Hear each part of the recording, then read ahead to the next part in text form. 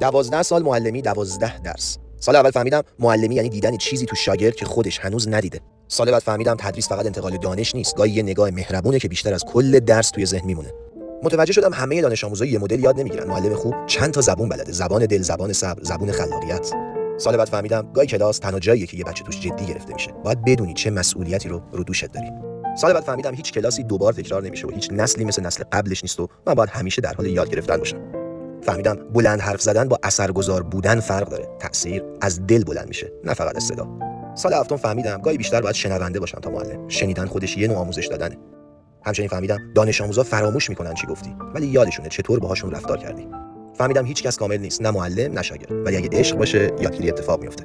سال 11 فهمیدم یه تشویق ساده از سمت من میتونه یه آینده رو تغییر بده. پس باید محتاط ولی سخاوتمند باشم. و در آخرم امسال فهمیدم که ممکنه تاثیر یه معلم همون روز دیده نشه، اما سالها بعد زندگی یه نفر رو ساخته باشه.